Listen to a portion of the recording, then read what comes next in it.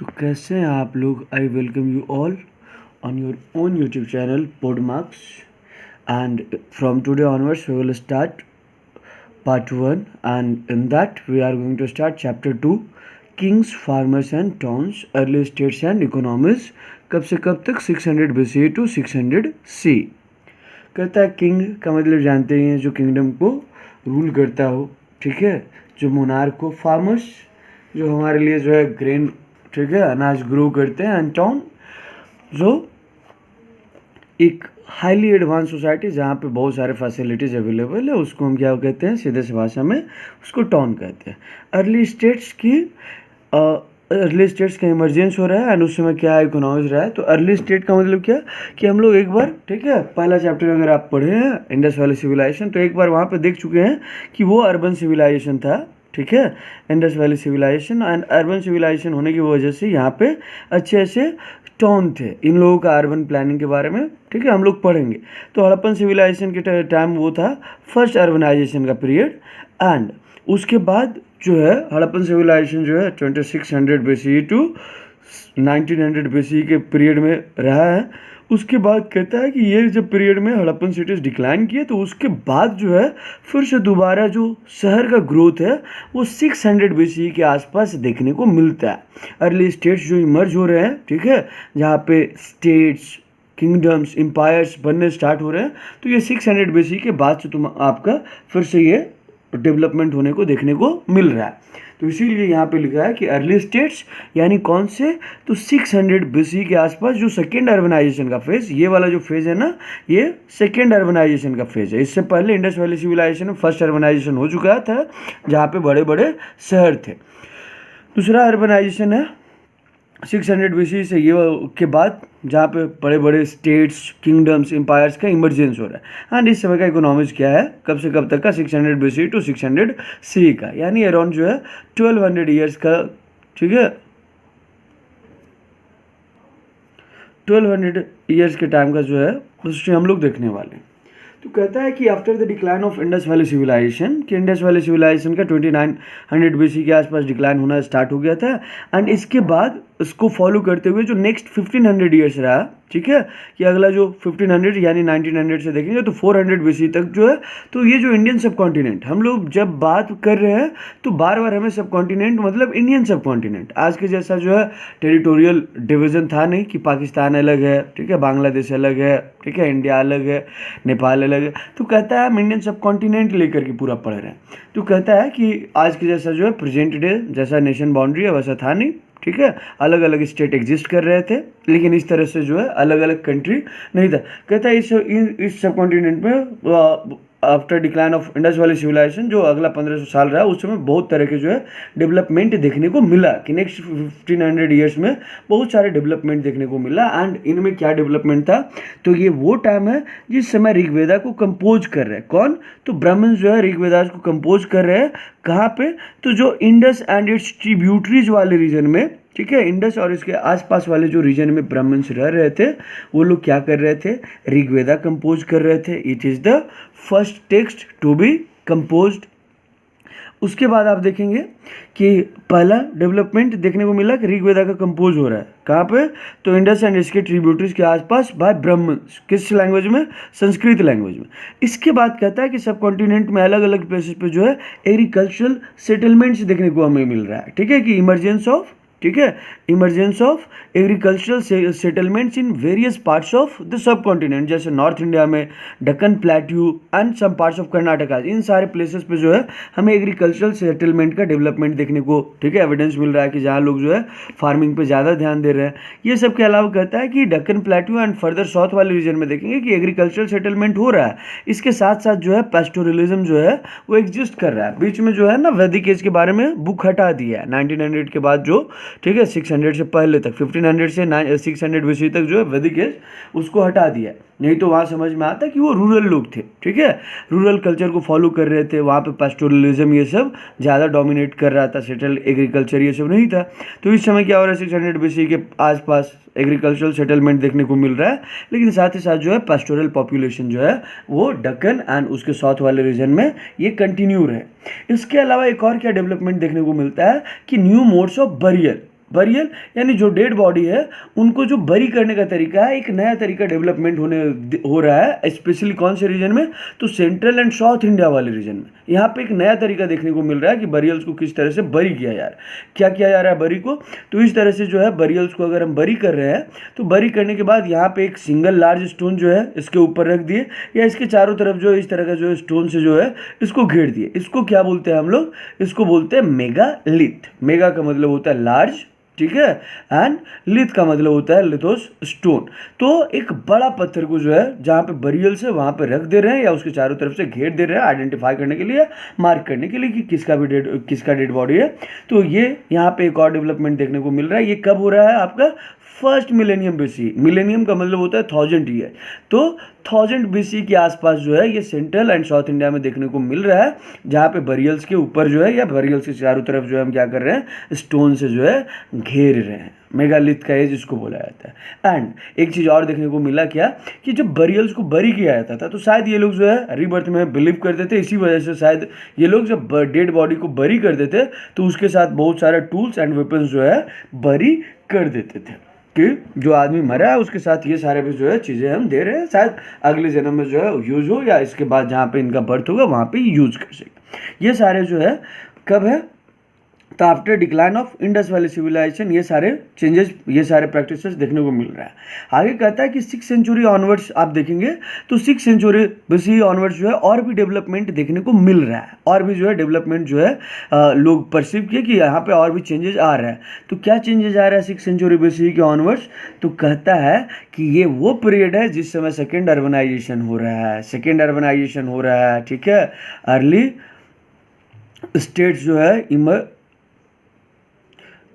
Early states जो है emerge करके आ रहे हैं। ये वो पीरियड है जहाँ पे स्टेट्स, एम्पायर्स, किंगडम इनका बनना दिख रहा है। ये सब के अलावा और क्या हो रहा है, तो ये सब के अलावा देखेंगे, कहता है कि जो स्टेट्स, एम्पायर्स, किंगडम्स ये सब बन रहा है, इसके पीछे क्या रिस्पॉन्सिबल है, तो जो अदर चेंजेस हो रहे हैं। जैसे कहता है कि जो पॉलिटिकल चेंजेस हैं, ठीक है, पॉलिटिकल चेंजेस मतलब कि जो पॉलिटिकल अथॉरिटी है, जैसे जो है राजा बन रहे हैं, ठीक है, तो ये सब क्या पॉलिटिकल अथॉरिटी का एटीट्यूड में चेंज हो रहा है, और इसकी वजह से जो है देखने को मिलता है कि स्टेट्स, एम्पायर्स, किंगडम जो है डेवलप कर रहे हैं। एंड ये हमें कैसे पता चलता है कि इनके पीछे जो है अर्ली स्टेट्स, एम्पायर्स ये सब के डेवलपमेंट के पीछे जो है, ठीक है, जो पॉलिटिकल चेंजेस है वो बहुत हद तक रिस्पॉन्सिबल थे। ये हमें पता चलता है कि एग्रीकल्चर को जो है ऑर्गेनाइज्ड वे में प्रोडक्शन किया जा रहा है, ठीक है। एंड एग्रीकल्चर को जब ऑर्गेनाइज्ड वे में प्रोडक्शन किया जा रहा है, साथ ही साथ देखेंगे कि ये जो सरप्लस हो रहा है ट्रेड, ये सब के थ्रू जो है नए नए टॉन्स का इमरजेंस हो रहा है, कि जब आप फूड के मामले में सफिशिएंट हुए, सरप्लस फूड प्रोडक्शन कर रहे हैं, उसका ट्रेड कर रहे हैं, तो पैसा आ रहा है, तो धीरे धीरे जो है अर्बनाइजेशन जो है डेवलप हो रहा है। तो ये सारे जो है organised agricultural production, emergence of town, political changes जो है ये सब रिस्पॉन्सिबल थे मिला जुला करके स्टेट, एम्पायर्स एंड किंगडम्स के शुरुआत के लिए, कि इनका इमरजेंस हो रहा है 6th सेंचुरी बीसी में।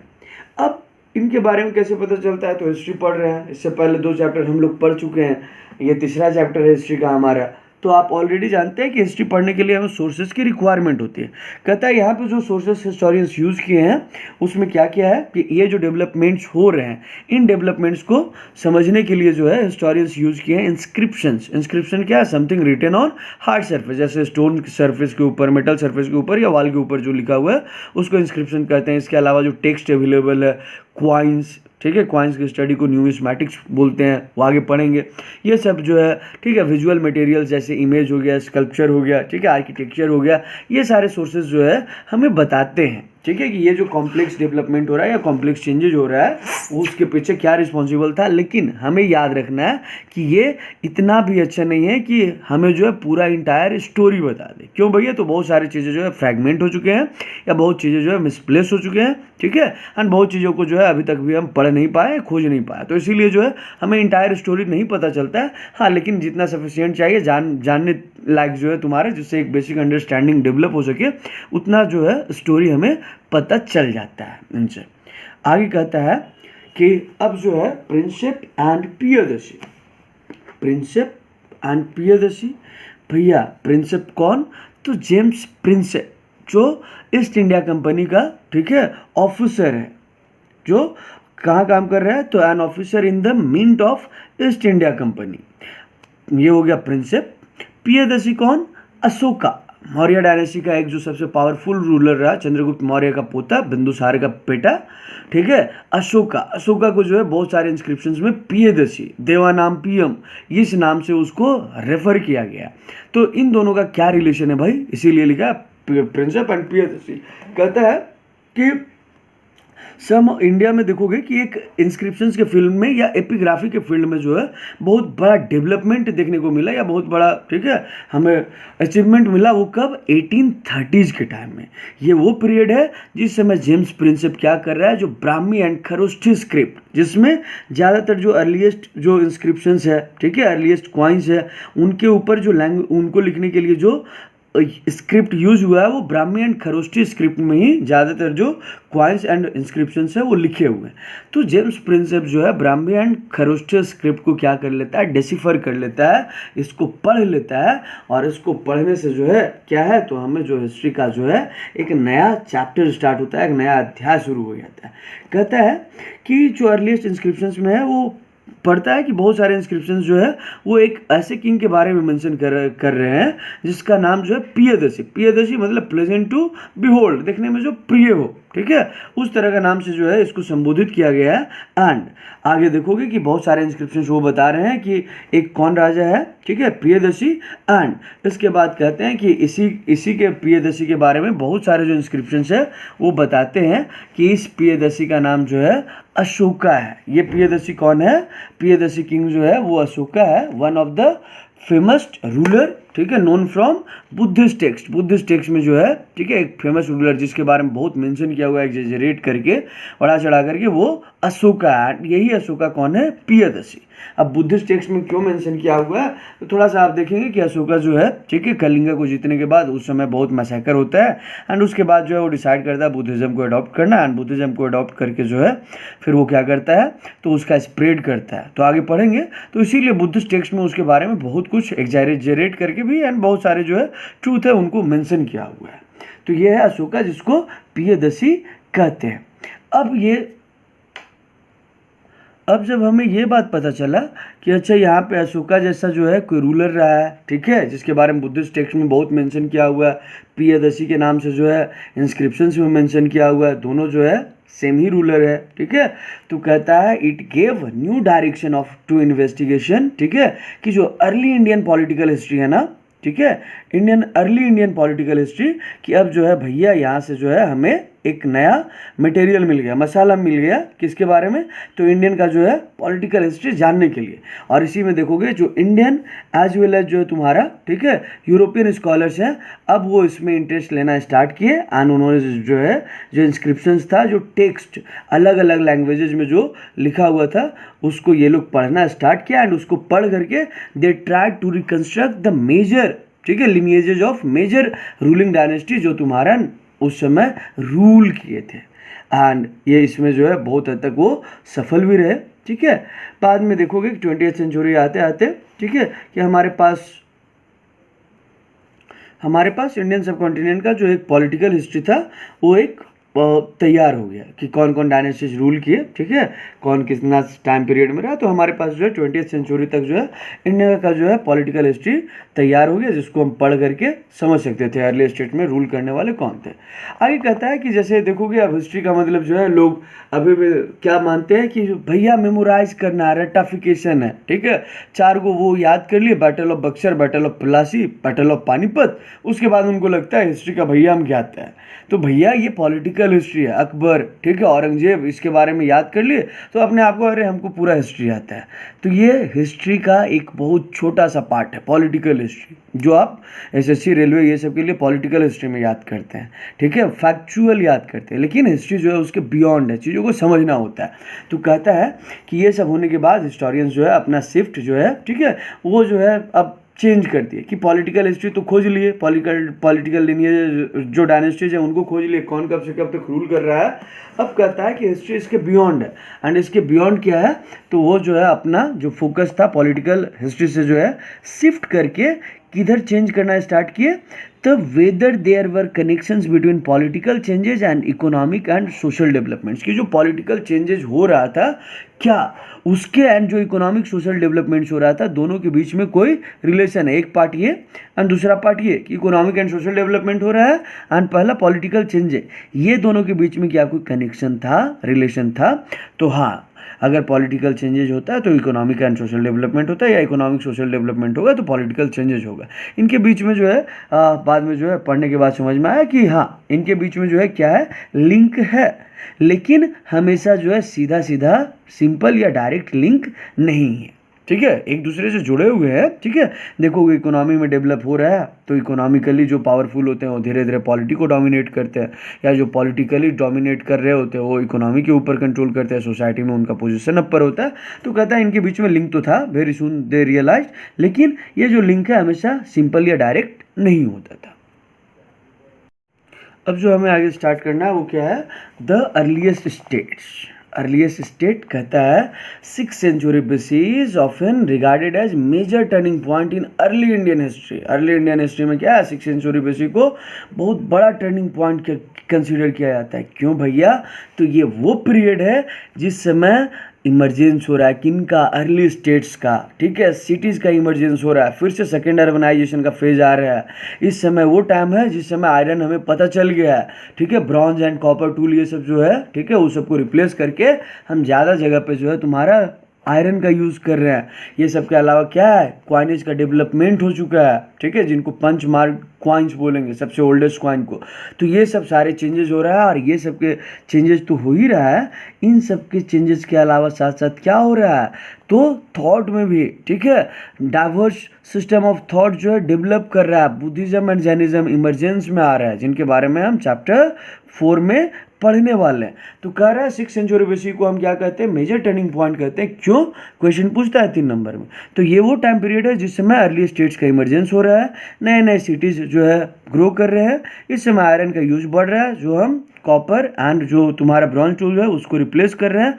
क्वाइनेज का डेवलपमेंट हो रहा है, यानी जो बार्टर सिस्टम है। ठीक है, अब बार्टर सिस्टम क्या हो रहा है, कम होगा, धीरे धीरे जो है ट्रेड बढ़ेगा। क्वाइनेज का जो डेवलपमेंट अपने आप में ये बता रहा है कि बार्टर सिस्टम खत्म होगा, जहाँ पे हम वन गुड के बदले में दूसरे गुड से एक्सचेंज करते थे, वो अब सिस्टम खत्म होगा। डेवलपमेंट किसका होगा, ट्रेड यहाँ से फ्लरिश करेगा। ये सब इंडिकेशन है।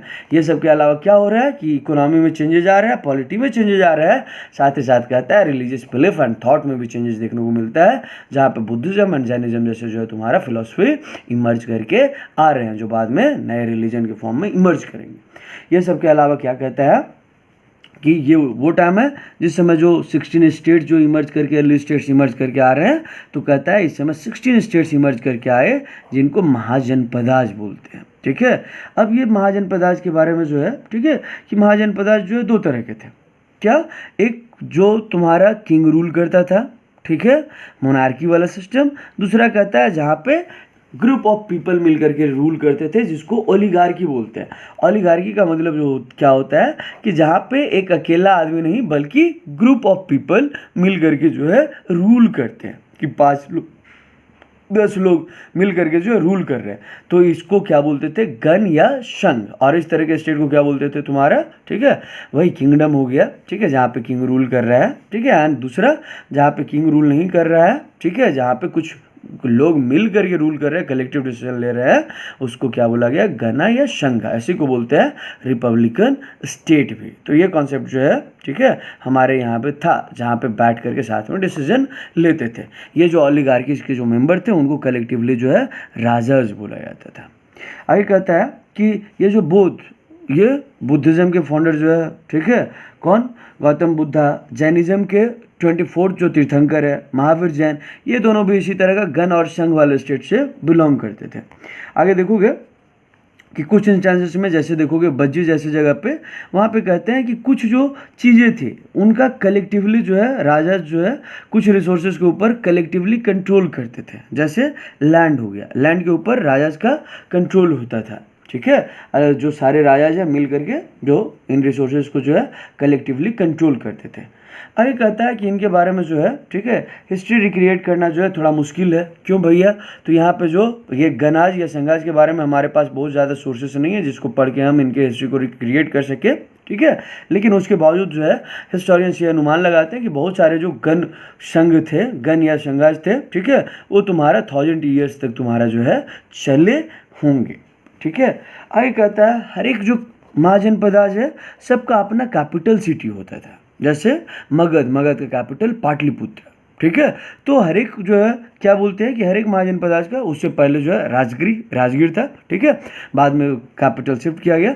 तो कहता है कि ऐसा नहीं है, ऐसा है कि सारे जो महाजनपदाज हैं सबका अपना एक कैपिटल सिटी होता था। एंड ये कैपिटल सिटी कैसा होता था? फोर्टिफाइड होता था चारों तरफ से, सो दैट कि अगर कोई अटैक करे तो उससे जो है अपने आप को हम प्रोटेक्ट कर सके, इसीलिए लोग फोर्टिफिकेशन करते थे।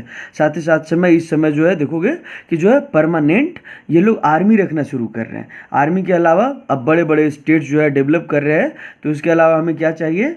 ब्यूरोक्रेसीज, ठीक है। अब ये सब जब हमको चाहिए, ठीक है, क्या क्या मेंटेनेंस करना है, फोर्टिफाइड सिटी या फोर्टिफिकेशन को मेंटेन करना है। आर्मी हम रिक्रूट कर रहे हैं, प्रोफेशनल आर्मी, पेड आर्मी, तो इनको भी पेमेंट देना है। साथ ही साथ ब्यूरोक्रेसी रख रहे हैं एडमिनिस्ट्रेशन के लिए, तो इनको भी पेमेंट देना है। और जब इनको पेमेंट देना है या इनको मेंटेन करना है तो हमें क्या चाहिए? रिसोर्सेज चाहिए। ये रिसोर्सेज कहाँ से आते हैं? तो कहता है इन रिसोर्सेज के लिए जो राजा है, ठीक है, वो टैक्स एंड ट्रिब्यूट के थ्रू जो है रिसोर्सेज जो है वो अर्न करता है। टैक्स एंड ट्रिब्यूट्स किन से? तो जो तुम्हारे कल्टीवेटर्स है, आर्टिजन्स है, ट्रेडर्स है, इनसे टैक्स लेना, जो छोटे रूलर्स हैं उनसे जो है ट्रिब्यूट्स लेना, या अदर लोग भी जो है तुम्हारा ट्रिब्यूट्स देते थे। इसके अलावा कहता है कि जो पैस्टोरलिस्ट है, ठीक है, एंड जो नोमैडिक हंटर एंड गैदरर है, ठीक है, वो लोग टैक्स पे करते थे या नहीं करते थे, इसके बारे में जो है, ठीक है, या जो फॉरेस्ट पीपल है, ठीक है, वो टैक्स पे करते थे या नहीं पे करते थे, हमारे पास क्लियर आइडिया नहीं है। लेकिन जो कल्टीवेटर, आर्टिजन्स एंड ट्रेडर्स के ऊपर जो है राजा टैक्स लगाता था। अब राजा को ये टैक्स लगाने का पावर कहाँ से मिला? तो कहता है ये वो टाइम है जिस समय ब्राह्मण जो है धर्मसूत्राज जो है कंपोज करना स्टार्ट कर दिए थे। ये किस लैंग्वेज में? तो संस्कृत लैंग्वेज में धर्मसूत्राज लिखना स्टार्ट कर दिए थे। एंड ये धर्मसूत्राज क्या बताते थे? तो कोड ऑफ कंडक्ट, ठीक है, या फिर नॉर्म्स फॉर, ठीक है, नॉर्म्स फॉर रूलर, कि रूलर्स के लिए जो है क्या क्या नॉर्म्स है, ठीक है। And according to Dharmasutra it was expected that कि जो क्षत्रिय है, ठीक है, जो क्षत्रिय है उसको क्या होना चाहिए? रूलर जो होना चाहिए वो क्षत्रिय जो वर्ण है उससे बिलोंग करना चाहिए, ठीक है। उनको एडवाइस किया जाता था एंड उनको ये पावर दिया गया कि राजा जो है इन सब को मेंटेन करने के लिए, रिसोर्सेज के लिए वो क्या करेगा? टैक्स एंड ट्रिब्यूट ले सकता है। किनसे? तो कल्टीवेटर्स हैं, ठीक है, जो ट्रेडर्स हैं, आर्टिजन्स हैं। ये पावर जो है राजा को धर्मसूत्राज देते हैं। एंड धर्मसूत्राज के हिसाब क्या है? कोड ऑफ कंडक्ट या नॉर्म्स फॉर रूलर्स। रूलर के लिए क्या नियम है? एंड अकॉर्डिंग टू धर्मसूत्राज राजा कौन होना चाहिए? जो क्षत्रिय फैमिली को बिलोंग करता है। एंड यही धर्मसूत्राज पावर देता है कि फोर्टिफाइड सिटी का फोर्टिफिकेशन के लिए, आर्मी के लिए, ब्यूरोक्रेसी के लिए जो रिसोर्स आपको चाहिए वो टैक्स के थ्रू, ट्रिब्यूट्स के थ्रू जो है आप गेन कर सकते हैं। आगे कहता है जो पैस्टोरलिस्ट है एंड जो फॉरेस्ट पीपल है इनसे टैक्स कलेक्ट करते थे या नहीं करते थे, या इनसे कुछ हम लेते थे या नहीं लेते थे, इसके बारे में जो है हमें बहुत ज़्यादा आइडिया नहीं है। आगे कहता है कि ये सब के अलावा जो है एक और तरीका था रिसोर्स कलेक्ट करने का, वो क्या था? रेड। किनके ऊपर? तो फ्रीक्वेंटली जो है नेबरिंग स्टेट्स के ऊपर जो है ये लोग रेड डालते हैं, ठीक है, कि एक जो लीगल तरीका है वो रेड कीजिए। किनके ऊपर? तो ये लेजिटिमेट मीन्स है वेल्थ एक्वायर करने का, जो नेबरिंग स्टेट है उनके ऊपर रेड कीजिए। एंड रेड करने के बाद जो है आपको जो मिलता है लूटपाट, उससे भी आप रिसोर्सेज कलेक्ट कर सकते हैं।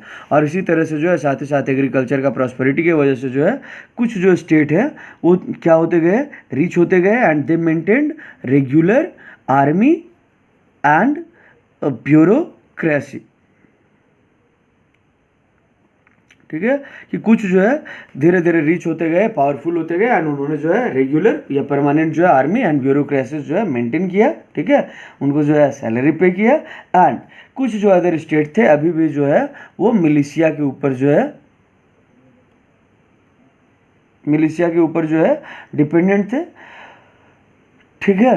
एंड ये जो मिलिशिया कहाँ से आते थे, तो हमेशा नहीं लेकिन ज़्यादातर टाइम देखोगे तो ये सब प्रेजेंट्री जो भैया कहीं पे लगा हुआ है, चलो लड़ाई हो गया या लूटने चलना है या कोई अटैक कर दिया, तो जो प्रेजेंट क्लास है उनको जो है उठा करके ले जाया जाता था लड़ने के लिए। तो इसी वजह से इनकी आर्मी कमज़ोर होगी एंड जो permanent and regular army and bureaucracy रख रहे हैं वो मजबूत होंगे।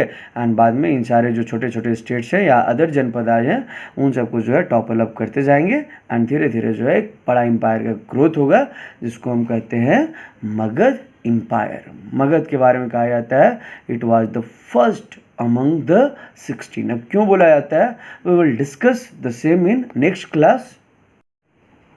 अब जो हमें स्टार्ट करना है, ठीक है, फर्स्ट अमंग द 16 कौन, मगध। कहता है 6th सेंचुरी से 4th सेंचुरी BCE के बीच में आप देखेंगे तो मगध जो है सबसे पावरफुल, ठीक है, महाजनपदाज के फॉर्म में इमर्ज किया। अब मगध सबसे पावरफुल जो है क्यों बना, तो इसके पीछे जो है जो आज के हिस्टोरियंस हैं वो बताते हैं कि इसके पीछे बहुत सारा रीज़न रहा, ठीक है, and they explain this developments in varieties of ways. क्या क्या कहते हैं तुम्हारा, तो सबसे पहला कहता है कि मगध वो रीजन, मगध यानी आज का जो है प्रेजेंट डे बिहार, ठीक है, बिहार वो रीजन है जहाँ पे देखे हो कि गंगा यमुना का जो प्लेन है, ठीक है, नदर्न प्लेन वाला रीजन का पार्ट है। तो कहता है कि वो रीजन है जहाँ पे क्या है बहुत फर्टाइल था एंड इसी की वजह से जो है एग्रीकल्चर क्या था बहुत प्रोडक्टिव था, सरप्लस प्रोडक्शन हो रहा है, इकोनॉमी में डेवलपमेंट हो रहा है, तो धीरे धीरे जो है ग्रोथ होगा, पैसा आएगा, ठीक है, टैक्स जो है लगा सकते हैं। तो एक रीजन ये था।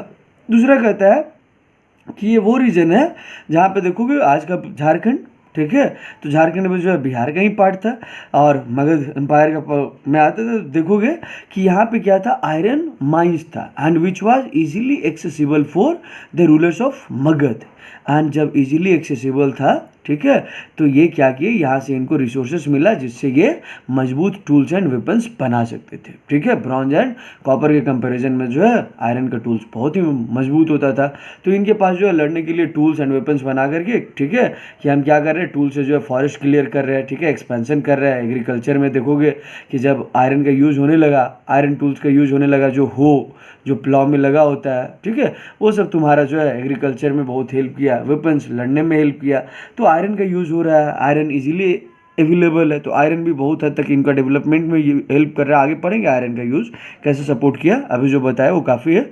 आगे देखोगे इसके अलावा इस रीजन में देखोगे एलिफेंट्स मिल रहा है, ठीक है, यहाँ के फॉरेस्ट में एलिफेंट मिल रहा है, झारखंड वाले फॉरेस्ट में। तो एलिफेंट भी क्या है आपका, तो एलिफेंट भी जो कहता है आर्मी का एक इसेंशियल कॉम्पोनेंट था। पहले के टाइम में जो लड़ाई होता था, ठीक है, आज के जैसा जो है, ठीक है, न्यूक्लियर बॉम्ब बरसाने का धमकी और मिसाइल वाला टेक्निक था नहीं, एलिफेंट लेके जाते थे एंड दुश्मन को जो है बर्बाद करने का एक सबसे अच्छा तरीका था। तो यहाँ पे एलिफेंट भी जो है इजीली मिल रहा था। एंड इसके अलावा कुछ हिस्टोरियंस कहते हैं ये तो था ही, इसके अलावा यहाँ पे देखेंगे कि गंगा एंड इसके ट्रिब्यूटरीज जो है cheap and convenient communication provide कर रहे हैं। तो ये भी एक फ़ायदा रहा इनके लिए, बेनिफिट रहा, प्लस पॉइंट रहा।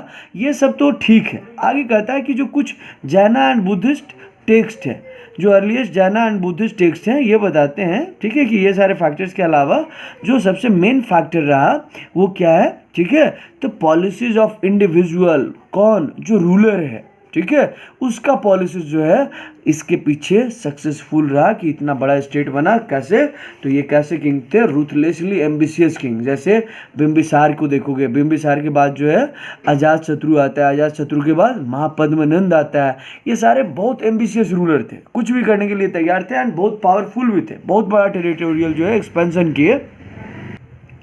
तो कहता है कि इनका जो पॉलिसीज रहा, अशोका रूलर बना तो अशोका को बना बनाया जो है, ठीक है, एक तैयार जो है क्या है, सब्जी काटा हुआ सब कुछ मिलाया हुआ है, बस थोड़ा सा आँच गर्म करके जो है पका दिए, उस तरह का जो है हालत में अशोका को मिला था मगध। मगध जो है इतना बड़ा या इतना पावरफुल बना था तो उसके पीछे उसके जो प्रीवियस रूलर्स रहे, ठीक है, जो आपके बिंबिसार, अजातशत्रु, ठीक है, महापद्मनंद, ठीक है। उसके बाद उसी के जो ग्रैंडफादर थे चंद्रगुप्त मौर्य, तो ये सब बहुत एम्बिशियस रूलर रहे हैं और इनका पॉलिसी जो रहा है मगध को सबसे पावरफुल बनाया। इसके बाद आगे आगे कहता है कि मगध का जो इनिशियल डेज में आप कैपिटल देखेंगे तो वो कहाँ था, राजगढ़, ठीक है, जो आज बिहार में कौन सा जगह है, राजगीर जिसको बोलते हैं, ठीक है।